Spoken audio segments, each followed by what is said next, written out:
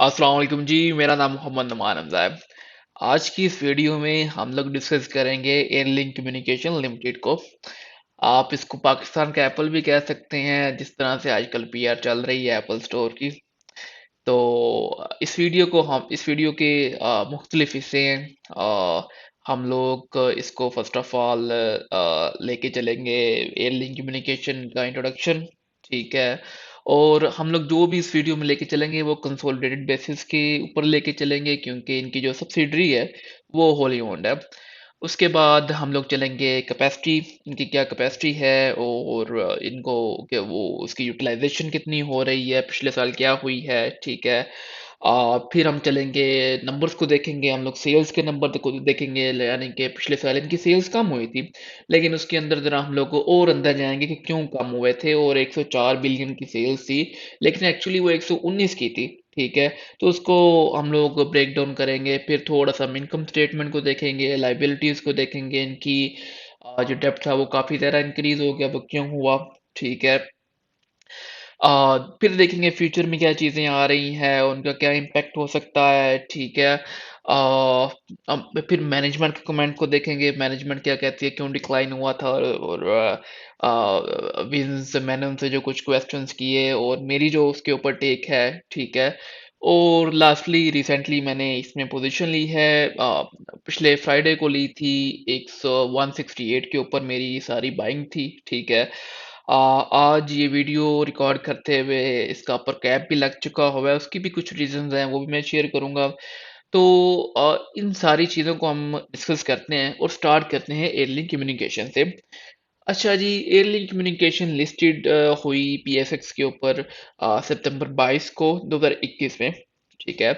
अब पिछले साल इनका जो रेवेन्यू था वो था रफली 129 बिलियन। इस साल इनका है 104 बिलियन। ठीक है। लग तो ये डिक्लाइन रहा है, लेकिन इसको हम लोग फर्दर देखते हैं ये क्या हुआ, किस तरीके से हुआ। अब एयरलिंक जो है वो तीन चार चीजें करता है। फर्स्ट ऑफ ऑल एयरलिंक एक डिस्ट्रीब्यूटर है। ठीक है। फिर असेंबलर है, फिर रिटेलर है, फिर ये मोबाइल रिपेयरिंग भी करते हैं, और इन्होंने एक प्रॉपर्टी भी ली हुई है, तो आप इनको प्रॉपर्टी इन्वेस्टर भी कह सकते हैं। असेंबलिंग में हम लोग बात करें तो ये Xiaomi की करते हैं, टेक्नो की करते हैं, इंटेल की करते हैं। हम लोग डिस्ट्रीब्यूशन की बात करें तो एप्पल और सैमसंग की इनके पास है। ठीक है। बल्कि आजकल अगर आपने देखा हो तो हर तरफ एप्पल स्टोर, एप्पल लॉन्च कर रहा है जी, एप्पल लॉन्च कर रहा है, तो एप्पल नहीं लॉन्च कर रहा है, ये Xiaomi वाला ये एयरलिंक वाले कर रहे हैं। तो सैमसंग की भी इन्हीं के पास है। तो ये इनका एक इंट्रोडक्शन आ गया। इसके अलावा इन्होंने एलईडीज की प्रोडक्शन स्टार्ट की है, जो कि खैर अभी कोई इतनी खास नहीं, वो भी हम नंबर देखेंगे, लेकिन मूविंग फॉरवर्ड ये एक डेवलपमेंट ऐसी है जो ये अब मैच्योर हो चुकी हुई है, क्योंकि इन्होंने स्टार्ट कर दी है। और नेक्स्ट हम देखेंगे 6 माह में, 1 साल में, 2 साल में ये कितना मार्केट शेयर लेते हैं और कितने रेवेन्यूज आते हैं। मैनेजमेंट ने अपने रेवेन्यूज के एस्टिमेट दिए थे, और वो हम लोग मूविंग फॉरवर्ड डिस्कस करते हैं। फिर ये लैपटॉप्स में भी आ रहे हैं। अभी ये लैपटॉप सिर्फ इंपोर्ट करेंगे, सीपीयूज बनाएंगे और सीपीयूज मंगवाएंगे और बेचेंगे।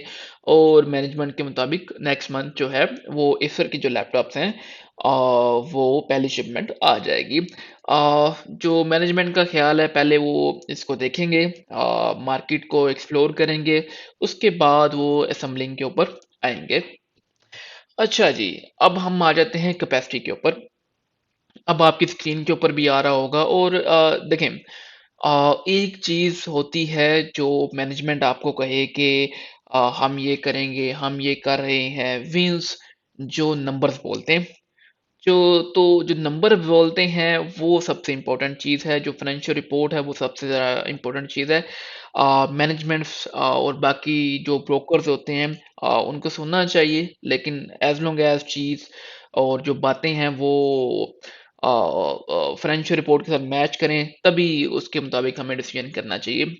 अब इनकी जो कैपेसिटी है, ठीक है, इनकी कैपेसिटी पिछले साल थी 4.2 मिलियन, इस साल है 4.7। जो पिछले साल प्रोडक्शन हुई वो थी 3.1, रफली अब 3.2 कह सकते हैं, और इस साल हुई 2.8। ठीक है। इसी तरह जो Xiaomi की ये एलईडीज है, उनकी टोटल प्रोडक्शन इनके पास है 180 लाख, और एक्चुअल प्रोडक्शन ये भी बिल्कुल रिसेंटली इन्होंने लॉन्च किए हैं, तो 9,000 थी, तो मूविंग फॉरवर्ड ये देखना पड़ेगा।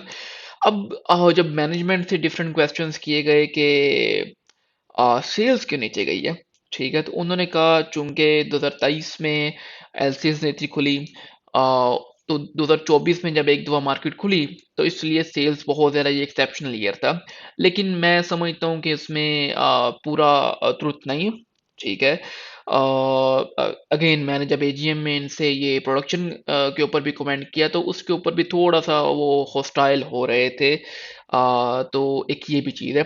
फिर मैंने एक और जब उनसे क्वेश्चन किया कि आप कह रहे हैं कि चूंकि 2024 एक एक्सेप्शनल ईयर था, इसलिए इस साल डिक्लाइन आया है, तो मैंने उनसे कहा कि ओवरऑल भी तो स्लो डाउन है ना, due to wheat export prices और एवरीथिंग, ओके। और मेरी जो अपनी एक रीज़न थी इसमें पोजीशन लेने की, वो अब वीट की स्पोर्ट प्राइस आ चुकी हुई है, तो मैं एक्सपेक्ट कर रहा हूँ कि अगले साल सेल्स जो हैं वो ज़्यादा होंगी। तो मेरे इस क्वेश्चन के ऊपर उनका जवाब था कि बिल्कुल ज़राअत ही मुल्क चलाती है, और इस साल हमारी सेल्स की एक रीज़न ये भी थी, ठीक है। तो आई थिंक जब ये अपनी फाइनेंशियल रिपोर्ट लिखें या कुछ करें, तो इनको सारे फैक्टर्स करने चाहिए। तो इससे आप देख सकते हैं कि इनकी जो कैपेसिटी है वो इंक्रीज हुई है, और जो एक्चुअल प्रोडक्शन है वो नीचे गई है। 2000 जो 25 था, आई थिंक ये थोड़ा सा एक्सेप्शनल ईयर था due to agriculture and other things, ठीक है। अब मूविंग फॉरवर्ड आई थिंक चीज़ें बेहतर होना शुरू हो जाएंगी। और अगर हम लोग जैसे हमारी मार्केट पहले हुआ करती थी, अगर उस लिहाज से हो जाती है, तो यहाँ से इनकी प्रोडक्शन फुल कैपेसिटी के ऊपर जाना 2-3 साल में आई थिंक पॉसिबल है। अगेन ये सारी चीज़ें हैं कि हमारा मुल्क या हमारे लोग कितने खुशहाल होते हैं। एलईडीज़ इन्होंने बनानी शुरू कर दी हैं, इन्होंने इंट्रोड्यूस भी करवाना शुरू कर दी है। अगर आप इस स्टॉक में इंटरेस्टेड हैं, तो आपको चाहिए कि आप मार्केट में जाएँ, देखें क्या फीडबैक है, ठीक है? लोग उनको पसंद करते हैं या नहीं। Xiaomi की एलईडीज़ हैं, Xiaomi एक बड़ा नाम है, ठीक है? लेकिन क्या इन्होंने सही तरीके से उनको प्राइस के ऊपर लॉन्च किया है, नहीं किया?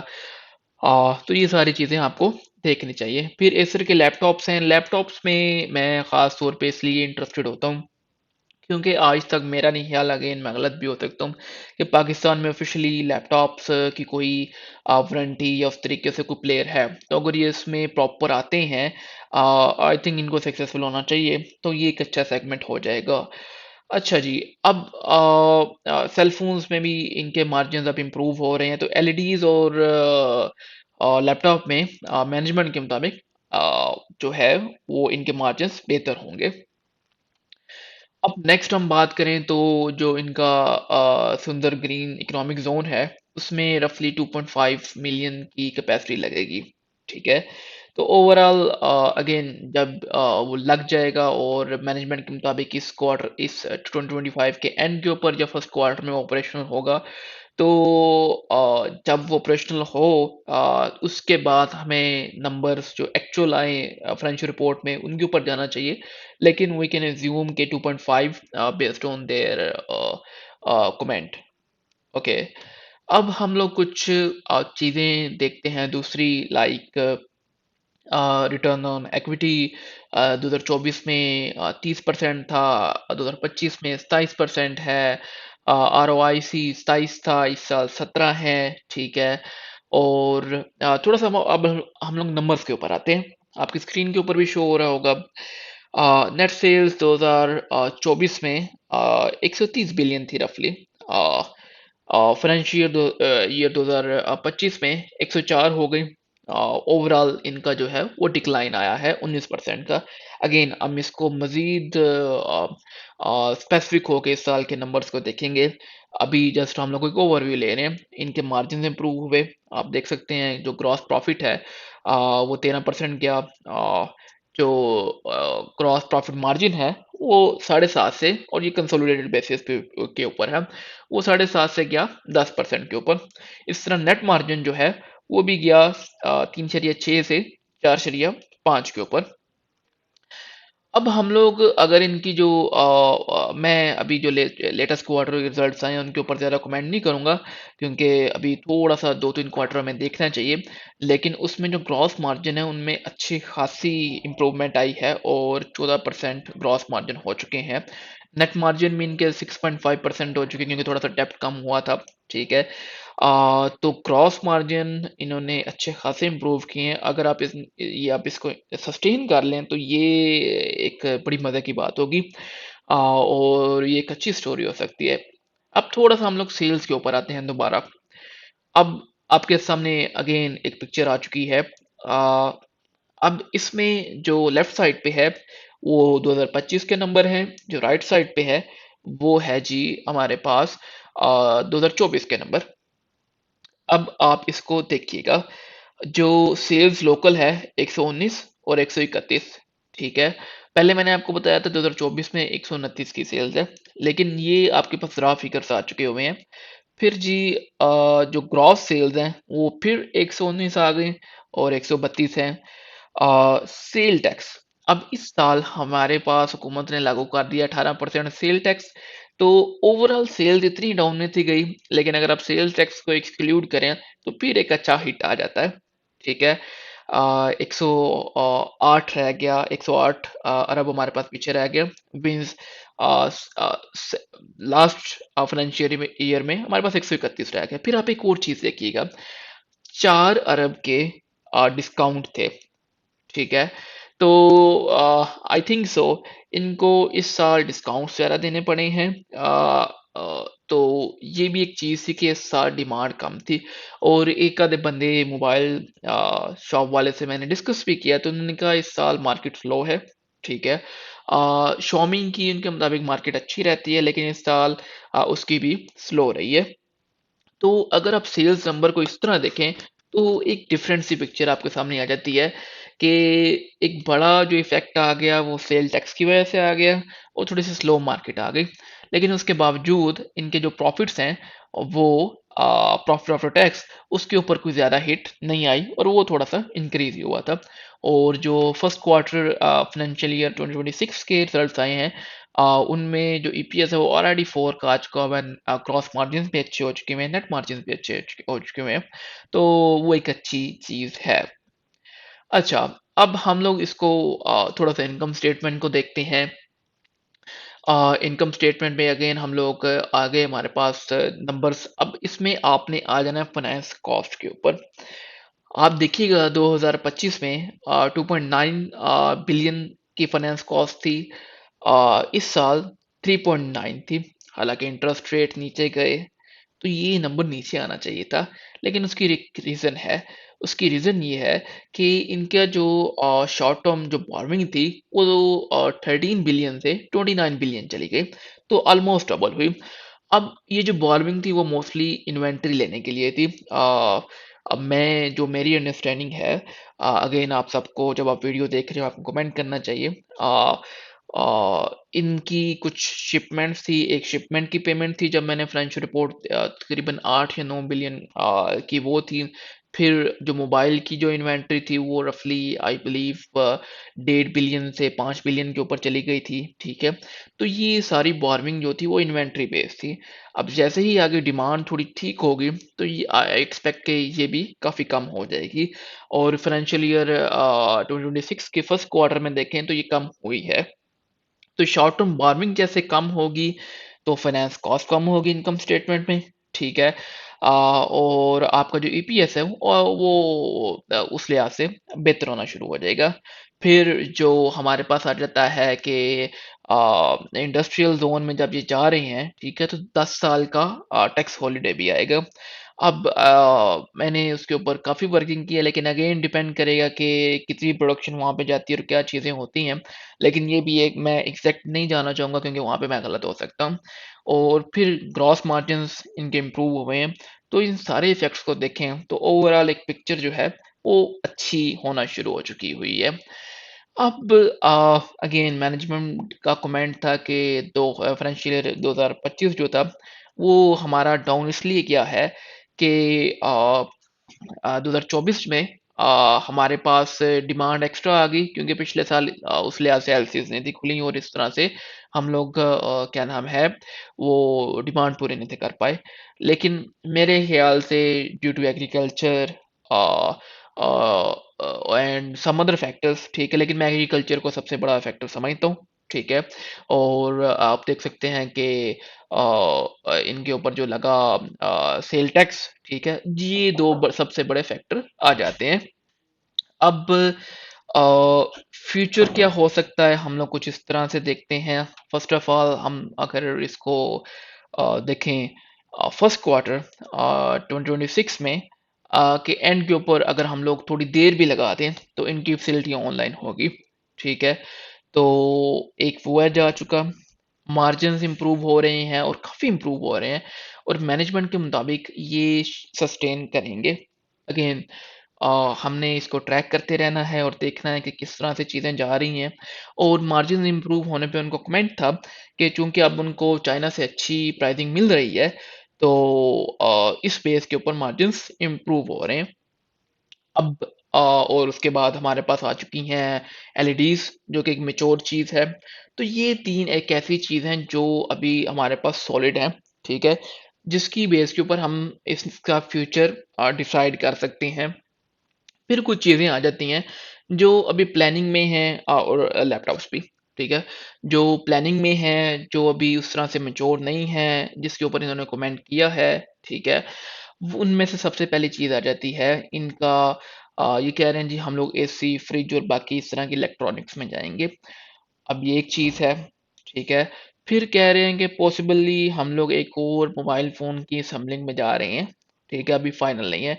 तो 2 ये चीज़ें हैं जो कि आप फ्यूचर डेवलपमेंट के लिए लिहाज से देख सकते हैं। ये मैच्योर होने में कितना टाइम लगता है या किस तरह से चीज़ें जाती हैं, इसमें साल भी लग सकता है, 6 माह भी लग सकते हैं, 2 साल भी लग सकते हैं। तो आई थिंक आपको अपनी डिसीज़न करते हुए टाइमलाइन्स को भी देखना चाहिए। जैसे मैं बड़ी देर से इंतज़ार कर रहा था कि ये नीचे आए, ठीक है, इसका शेयर क्योंकि 210 220 के ऊपर मुझे समझ नहीं था आ रहा, लेकिन एट द एंड 140 के ऊपर आ गया। अगेन मैं मेरी बाइंग लेट हो गई। फिर एक और जो फैक्टर है वो आ जाता है जी क्वार्टरली डिविडेंड्स का। मैनेजमेंट के मुताबिक they will try to give dividend every quarter, ठीक है। लेकिन सीईओ साहब के मुताबिक जो है वो फाइनल डिसीजन बोर्ड का होगा, लेकिन प्रोबेबली हर क्वार्टर जो है वो डिविडेंड हो। अब मेरी लाइकिंग इसके ऊपर क्या है, अब थोड़ी सी मार्केट रिकवर होती है तो इनका डेप्ट कम होगा, ठीक है। और आई बिलीव बीट की स्पोर्ट प्राइसेस से काफ़ी चीज़ें बेहतर होंगी। फिर रिडक्शन इन इनकम टैक्स, ठीक है, कितना होता है वो एक बाद की चीज़ है, वो हम लोग इसको देख लेते हैं। वो जब नंबर्स आएंगे तभी मैं उसके ऊपर कमेंट कर पाऊंगा। फिर इम्प्रूव्ड मार्जिन्स, मार्जिन्स इनके पास होंगे, इम्प्रूव होंगे तो आई थिंक ये सबसे एक अच्छी चीज़ है।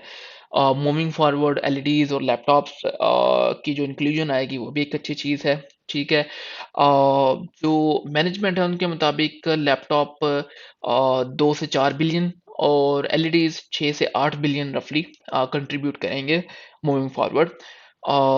फिर जो है हम लोग आ जाते हैं मूविंग फॉरवर्ड, अगर हम इसको थोड़ा सा लंबे व्यू के लिहाज से देखें, assembling of one more phone brand and entry into AC and refrigerator, तो ये ज़रा मेरी लाइकिंग है। अब रिस्क क्या आ जाते हैं, एक्सपेक्टेशन के बावजूद जो है वो स्लो डाउन ही रहे, ठीक है, और इन्वेंट्री बिल्डअप हो, तो ये एक सबसे बड़ा रिस्क है। Xiaomi की एलसीडीज़ उस तरीके से क्या नाम है अपना अपना मार्केट शेयर ना ले सकें, ठीक है, और मार्जिन्स जो हैं वो दोबारा रिड्यूस होना शुरू हो जाएँ, तो ये इसमें एक रिस्क आ जाते हैं। मैं कोई स्टॉक की टारगेट प्राइस नहीं दूँगा क्योंकि वो स्पेकुलेशन में आ सकती हैं, लेकिन अगर आप दोबारा इनकम स्टेटमेंट में जाएँ, आप इनके करंट मार्जिन्स को देखें, ठीक है, और उसको थोड़ा-सा खुद प्रेडिक्ट करें, तो देयर इज़ नो रीज़न कि 2-3 साल में और अगर डिमांड रिटर्न होती है इनकी और इनकी जो कैपेसिटी है, वो, और सेकेंडली रिटेल में इनका एप्पल स्टोर खुल रहा है, शॉमी का भी आई बिलीव इन्होंने कमेंट किया था।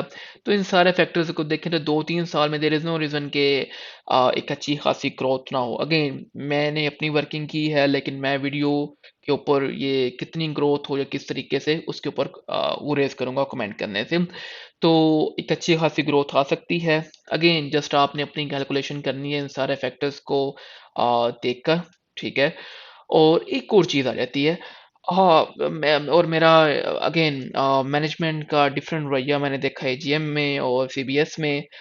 एजीएम में थोड़े से ये ऐसे जैसे क्या नाम है, सख्त थे, हॉस्टाइल हो रहे थे। सीबीएस में बिल्कुल डिफरेंट थे, maybe due to foreign investors in the meeting. Okay, तो मेरा एक और इनसे क्वेश्चन था कि भाई आपकी जो अपनी असेंबलिंग है वो 2024 में 93 बिलियन की आपने की, और 2026 में 2025 में आपने 60 बिलियन की एक्सक्लूडिंग सेल टैक्स। ओके, अगर हम लोग डिस्ट्रीब्यूशन में आए, डिस्ट्रीब्यूशन में नंबर चेंज हो जाते हैं, आपकी डिस्ट्रीब्यूशन बढ़ी एक्चुअली। 36 बिलियन आपने 24 में किया और 44 इस तरीके से किया। तो मुझे कोई इसके ऊपर सेटिस्फाइड आंसर नहीं मिला। उन्होंने कहा आप सिर्फ सेल टैक्स ही देखें तो उसके इतना अच्छा हिट आ जाता है, तो एक कोई एक अच्छा आंसर नहीं था। आप एक्सपेक्ट करते हैं कि अगर इतनी बड़ी कंपनी है तो उनकी जो मैनेजमेंट है वो अच्छे तरीके से जवाब दे। अगेन सीबीएस में उनका एटीट्यूड टोटली डिफरेंट था और एजीएम में टोटली डिफरेंट था। तो अगर ये वीडियो कभी वो देखें या कोई बंदा उनके मुताबिक चाहे तो उनको अपना एजीएम बेहतर करना चाहिए। तो ये एक मेरा एनालिसिस था एयरलिंक के ऊपर। मैंने इस फ्राइडे को पोजीशन लेना शुरू की 168 के ऊपर मेरी सारी बाइंग हुई, और एक आज अपर कैप लग चुका हुआ है। तो क्या नाम है, मूविंग फॉरवर्ड भी अगर आप जस्ट थोड़ा सा क्रिएटिव होके इसकी सारी चीज़ों को देखें, अगर आप एक हाइपोथेटिकल नंबर्स भी लें, इनके जो ग्रॉस मार्जिन हैं वो 14% के ऊपर आ चुके हुए हैं मोबाइल्स में, और अगर आप उसी तरह एक ज़्यादा नंबर नहीं 15% ही लेके चलें एलईडीज़ और लैपटॉप्स के लिए, ठीक है? और अगर आप थोड़ी-सी फ्यूचर ग्रोथ को 1 साल का नहीं, मैं कहूँगा 2 साल को देखें, तो आपके ईज़िली अपने लिए नंबर्स निकल आएँगे। अपना एनालिसिस लाज़मी करें कमेंट सेक्शन में। इस वीडियो में कुछ गलती हो तो उसके ऊपर भी कमेंट करें। अभी के लिए इजाज़त दें। अस्सलाम वालेकुम।